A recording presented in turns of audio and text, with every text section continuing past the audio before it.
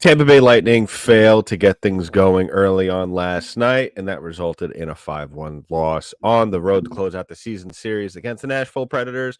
We talk about that. We talk about Jonas Johansson, what's going on with him, as well as wrapping things up with Vasilevskiy. Is it time to get him going? All that and more coming up on Locked On Lightning. You're Locked On Lightning, your daily podcast on the Tampa Bay Lightning. Part of the Locked On Podcast Network, your team every day.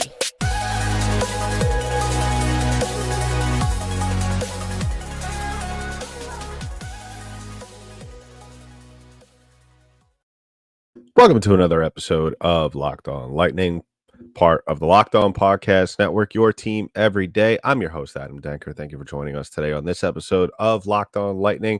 If you haven't already done so, please go ahead and subscribe to the podcast. Give us a follow wherever podcasts are distributed in audio form. We are also available on YouTube, so go ahead and subscribe to the channel there. Drop a comment below, hit that like button, and let us know how we're doing. And yeah, let us know how you feel about last night, because last night was just, to me at least, a weird game. The Lightning dropped the second leg of their 2-game series this season against the Nashville Predators, falling 5-1. And in my opinion, this game was just very odd because and maybe this has to do with the fact that I feel like, to a certain degree, when the Lightning are rolling on all cylinders and they're kind of, for the most part, I thought that the offensive pushback last night was as good as it could be, all things considered, given that you are going up against a top 3 goaltender in UC Saros.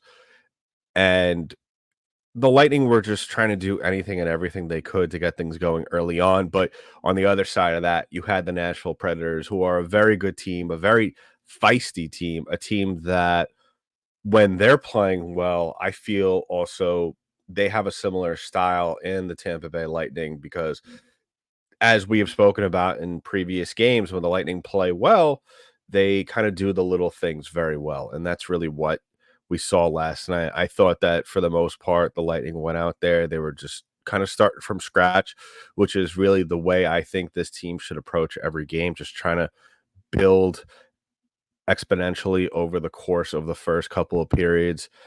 If you get a goal here, you get a goal there, that's great. And it kind of looked like that things were going to fall in favor for the Lightning early on. They score that goal to get things going, and then after that, the Predators score, but then that was called back on a goalie interference, which I said at the time I didn't think that was there. There wasn't anything there. I don't know what the refs saw that warranted them to call that, but I thought that was a clean goal for Nashville, and I kind of felt that, given the fact that the Lightning don't exactly get those calls very often, whether they're warranted or not, I felt like things were going to kind of turn on their head a little bit not too long after, and they did. Not too long later, Parssinen scored a goal tying it up, and after the Forsberg goal in the second period, that's pretty much all she wrote. And a big part of that was because the Lightning weren't able to execute efficiently on the special teams. They went 0 for 4 last night. They had a couple of good chances here and there throughout their time on the odd man advantage. But at the same time, like I said on yesterday's episode, what really the Lightning needed to do going into this game early on was to hit Saros early and consistently. And they did, and that resulted in the goal, and that was great. But at the same time, the Predators defense was just really locked down. I mean, the Lightning did have their chances, but at the same time, the Predator defense was very good. And then, like I said, of course, you have UC Saros, who, in my opinion, is the top 3 goaltender in the league. It's kind of hard at that point, once the Predators get things going offensively. It's really hard for really any team to come back. In a game like that, where you're down 2-1 against a goaltender like that, it kind of feels like you're down 4-1. And this game kind of got out of hand as the game went on. the Lightning ended up falling 5-1. But if we look back on this game and we kind of try to dissect, because I don't necessarily think that the Lightning played a bad game. I thought for the most part it was very well played. You just ran into a team who played well on that particular night with a goaltender who was just elite. And but that's not to say that the Lightning didn't have a chance of winning this game. They did. And really at the end of the night, and when we look back on this game and try to see what the Lightning could do better going into their next matchup against Seattle, it really comes down to the special teams. And I said going into this game that really that was the important thing for this Lightning team was take advantage of the power plays that you are going to get, because you will get power plays in this game. It's going to be a chippy game, last game of the season for each team, unless they meet in the Stanley Cup final. That's, you're going to see guys from both sides taking liberties. We saw Watson at the end of the game with that ridiculous shot that injured a Predators player with time expiring. But I think at the end of the day, I think that really the special teams failed the Lightning on this one. And if the Lightning were going to go into this game with any hope of winning, they almost had to go maybe 50% on the power play, or at least keep themselves in it. Like I said, when you have a goaltender such as Saros in the other side of the net, and you have Johansson in your net, who we'll get into him into the next segment. Guys need to execute, and you kind of have to keep the game to a 1-goal deficit if you want to stay in it, because eventually a guy like Saros, the more shots you put on him over the course of the game, he's just going to get more comfortable and more comfortable and more comfortable. So really at the end of the day, the Lightning power play really needed to step up, and they were unable to. So I really hope that going forward, because the Lightning don't exactly have an easy schedule remaining for the rest of the year. They have Seattle on Saturday, Vancouver next Tuesday, who is one of the better teams in the NHL. And this is a West Coast trip. And the Lightning can be very, as we've seen in years past, very shaky on West Coast trips here and there. I mean, it's kind of a thing that I feel like if they are successful, that's the thing that kind of gets them going for the rest of the season. But at the same time, on the other side of that, if they have a bad road trip, if they don't finish 500, it's one of those things where you worry, because you have Seattle, Vancouver, Edmonton. Edmonton has been doing well, but McDavid's back, and as we all know, it could be very, very good if you keep him scoreless on any given night, but it could also get very ugly with him, with the amount of talent and skill that he has, as we all know. Calgary is a toss-up game. I haven't seen a whole ton of them. I mean, they're one of the lesser talented teams in the league. I still think, though, that the Lightning can't take anything for granted, especially if they're not scoring power play goals. They need to be better. But you have just to name some of the top teams that the Lightning will run into before the end of the year is Vegas, Washington, Panthers, and the Rangers. The Rangers, who are right now looking like a President's Trophy contender. And even Vegas as well. So it's far from anything easy for Tampa Bay going forward. And with this team, unless they prove that they could score more often on 5-on-5 chances, their power play is really going to be their greatest strength and their Achilles heel going forward. And it's unfortunate, because we always talk about this team as having a lot of firepower. We don't have to list all the names. We're all familiar with the names and what they could do at this point in time. But at the end of the day, really what's the issue with this team is the fact that, excuse me, I'm having some camera issues right now. But really, at the end of the day, this Lightning team just needs to be better. They need to pick each other up, and we just haven't seen that consistently to where we could feel good about them at all. So let me know in the comments below what you think about this Lightning team, the special teams and all that, because it really is something that we really need to talk about more, or really kind of just observe more for this Lightning team as I continue to have camera issues. So for those of you watching on YouTube, I apologize. Here we are. Looks like it's sorted itself out. But yeah, the Lightning need to become more balanced when it comes to their scoring.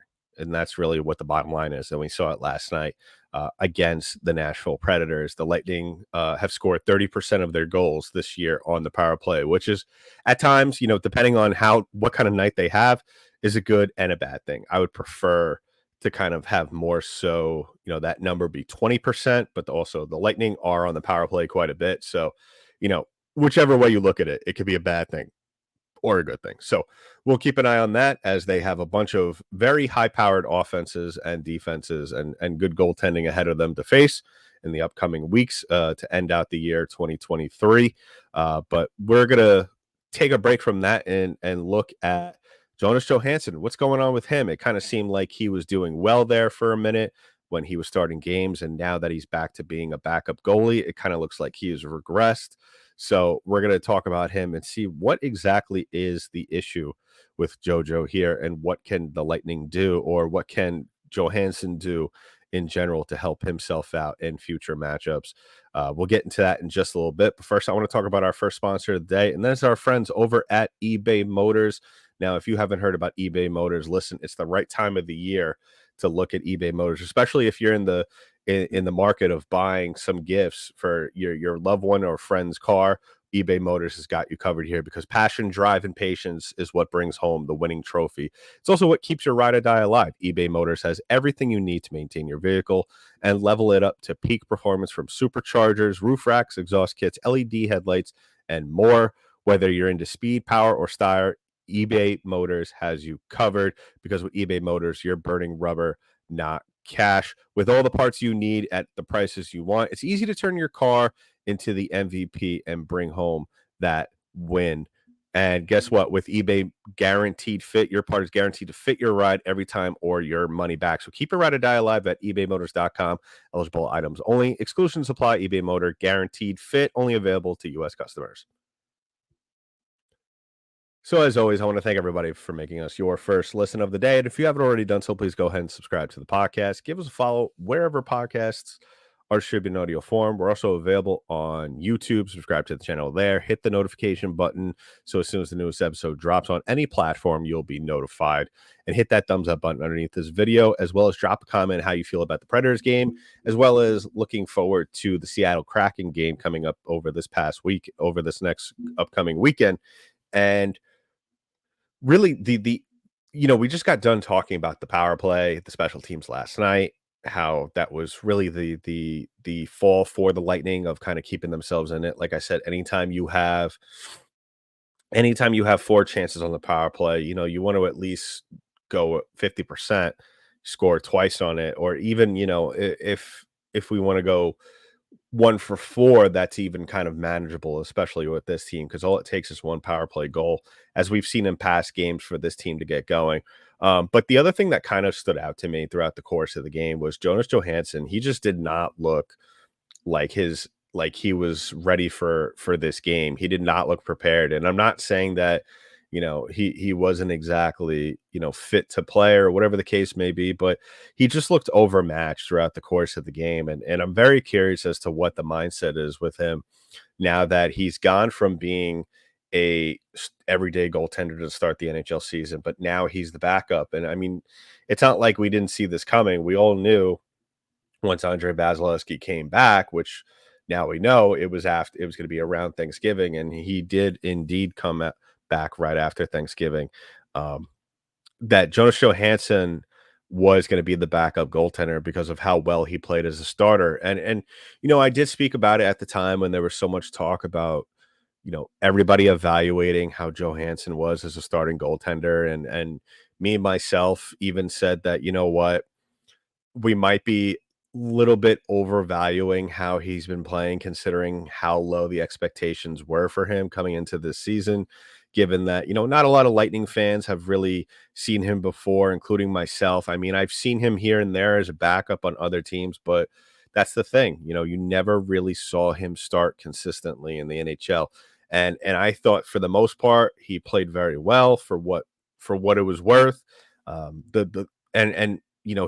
goaltending also kind of exposed the Lightning's poor defense out in front on most nights, which was kind of a good thing, at least for the Lightning. So they kind of knew what they had early on But last night, I mean, there really wasn't no excuses. There was a couple of goals he let in last night. The McDonough goal was very glaring to me. It was just you have Ryan McDonough, and we all love Ryan McDonough here. No matter where he plays for the rest of his career, he'll always be a fan favorite among Lightning fan. But let's call it what it is. Ryan McDonough is not a goal scorer. Okay, he scored 2 goals last year. He's been more of a defensive defenseman. Okay, that's just what it is. But you know that your goaltender isn't locked in, especially in the second period, when Ryan McDonough is down low and just whistles a backhander back past your goaltender. And one of the things that I saw in this game, and I think I said at the time that really Johansson should have stopped probably, I want to say maybe 3 out of the 5 goals in this game. One can make the case. I mean, 5 was an empty netter, so we won't even go into that. But 3 out of the 4 goals that he let up, I think he probably could have stopped.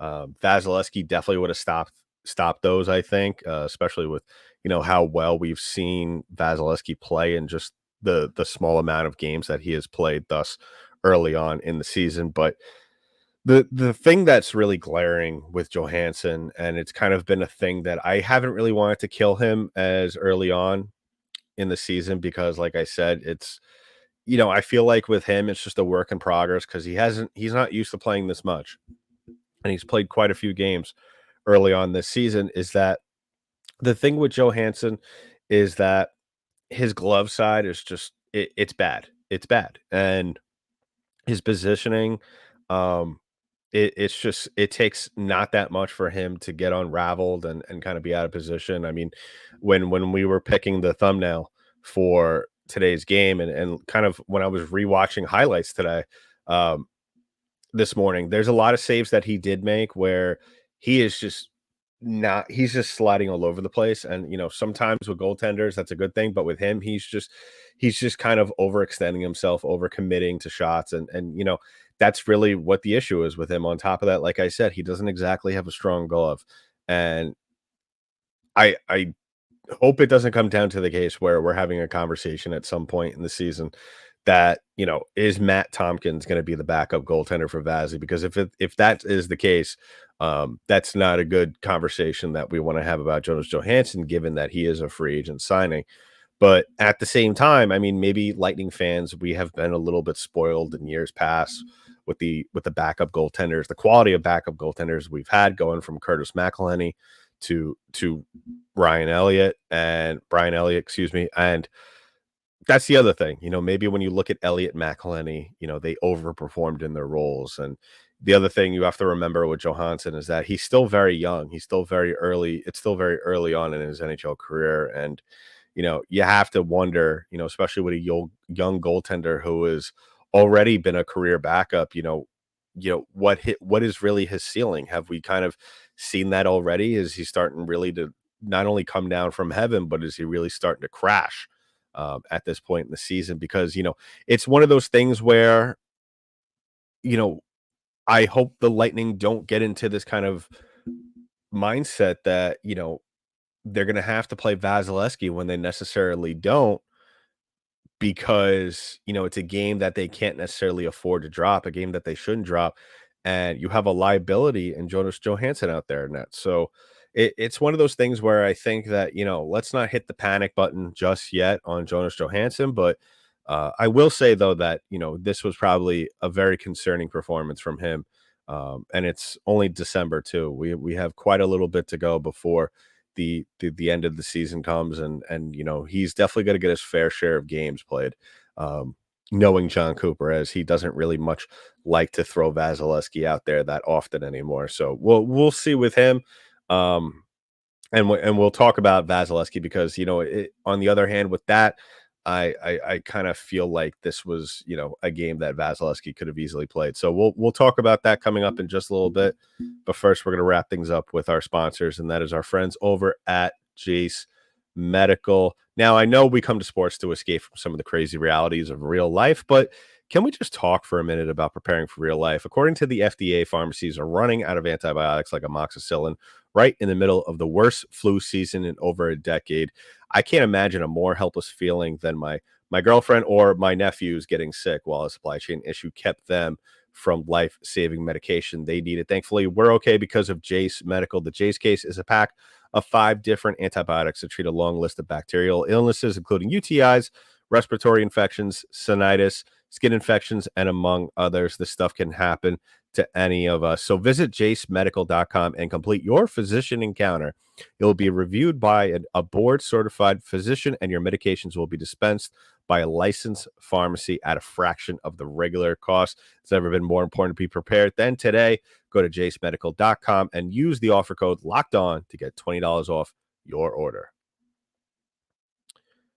So once again, I want to thank everybody for making us your first listen. And if you haven't already done so, please go ahead and subscribe to the podcast. Give us a follow wherever podcasts are distributed in audio form. We're available on YouTube as well. So subscribe to that channel, hit that notification button, and drop a comment below and hit the thumbs up below this video.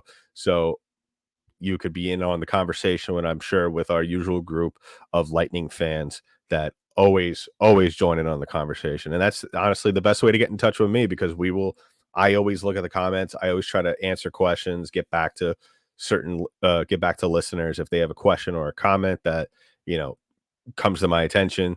And also you can follow me on Twitter if you want to do that too, and get in touch with me at DenkyDank, DenkyD8NK. So we just got talking about, some of the issues from last night, the Lightning special teams, Jonas Johansson just not playing up to par. Because listen, I will say, I am more of if you were to ask me, would you rather a team rely on their goaltender or a goaltender rely on their team? I'm going to say that I want the latter. I think that a goaltender feeds off the energy of his teammates, the performance of his team throughout the course of the game. And especially if your goaltender doesn't really have it going throughout the course of a night, as we saw last night, Johansson looked really, really shaky, and at times has looked very shaky. You expect your team to pick you up throughout the course of the game, but as we all know, with Tampa Bay Lightning, they don't always roll on all cylinders. They're not always doing everything that they need to do, whether it be intentional or not intentional, subconsciously or consciously, to win games. And last night, the special teams failed them, the goaltending in certain spots failed them, and especially the goaltending, like I said, kind of stuck out to me the most. And it kind of makes you wonder, because I tweeted it out last night. And I want to know from all our listeners down in the comments below, how do we feel about Cooper not playing Vasilevskiy just, on a back-to-back so early in the season? Because listen, he's missed the first couple of months of the season, so it's not like this guy's been playing games constantly. And I just think that really, there's a time and place, as I've said over the course of the last couple of years with Vazzy, that there's a time and place for, him to let loose, and then there's other times to kind of reel him back in. And it all depends on time of the year. It all depends on schedule. And I think that, given that Vazzy has played 6 games, like I said, he played his first game of the season right after on the Friday right after Thanksgiving. And so far he's looked pretty decent. He's 3-3. He has 1 shutout. His save percentage is .899. That's going to go up in the next couple of games. Just, he's looking decent, and he's shown sparks of brilliance already of what we expect out of this guy. Vezina Trophy 2019 Andrei Vasilevskiy. And I think that, as much as we've said in years past that Cooper plays him way too much, at the same time, when you look at the amount of games that he has only played, the schedule that is coming up, this was a game where, if I'm putting on the coach's hat real quick, I'm throwing him out on the second night for a row. I thought he played very well against Pittsburgh. I thought he played obviously very good against Dallas, shutout win, and especially after bouncing back after just a putrid performance against Dallas in the previous game.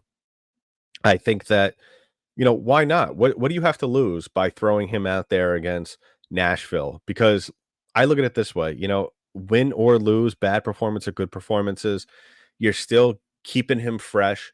You're allowing him to continue to work on things, because believe it or not, he's still working on things. He's still trying to figure things out.